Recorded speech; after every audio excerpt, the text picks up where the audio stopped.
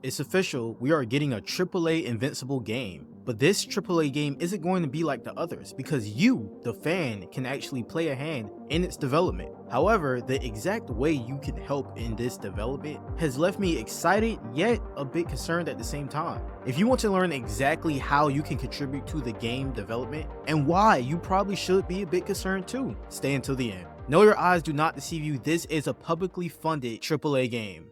Having fans fund your game is more of an indie game practice, and in my opinion, there is nothing wrong with it. Especially if you take the hard-earned money from the fans and actually try to make a banger of a game. In my eyes, I can only see this being an issue if the game is made as a soulless cash grab, capitalizing off of an existing brand. We already saw something like that in Suicide Squad's recent DLC. I tried to give it the benefit of the doubt for this, but it was just a bunch of repetitive garbage and let me down. But I have a good reason to be very hopeful about this game because their budget is actually much bigger than $500K, because if you scroll down, it also says they have previously raised $18 million from other investors for this game, which is better than $500K, but considerably low for a AAA game in an industry where $100 million budgets is the norm. To me, that's a bit concerning, but at the same time, it's not, because we've seen games like Power World with a team of less than 60 people and a $6 million budget be globally successful.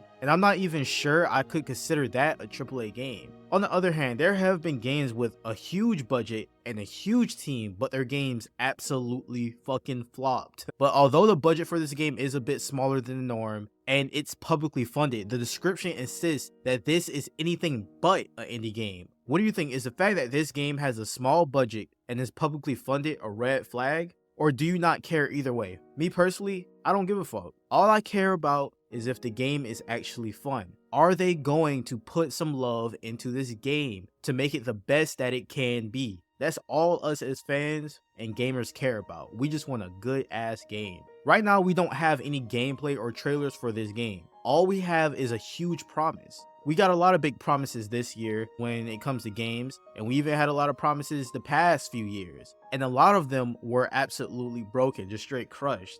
But that won't stop me from being hopeful about this game. Something that really annoys us gamers is when a game makes big promises and ends up under-delivering with something that is a blatant cash grab. And don't get me wrong, I'm not someone who thinks all games should be free. I am also a lover of money. I wouldn't expect anyone to work for free, but you have to deliver the best product possible. In the description, it talks about how the gaming industry is projected to reach $82 billion in 2024 and grow by 8%. Now, for me, seeing that, this doesn't bother me. It's just saying that they want a piece of that pie and they're going to do their best to make the best product possible based on what they said above about their game being more than an indie game. I see this confidence. But some of you anarchists out there might see this as them just being greedy and wanting to take your money from you. You probably want every game to be free. And to them, I say when it comes out, just don't buy it. I'll be experiencing the game here on my channel and you can watch me have fun or not. We'll see how this game actually turns out. Will it be live service? I'm not sure. But I'm not the type to see live service and immediately write the game off.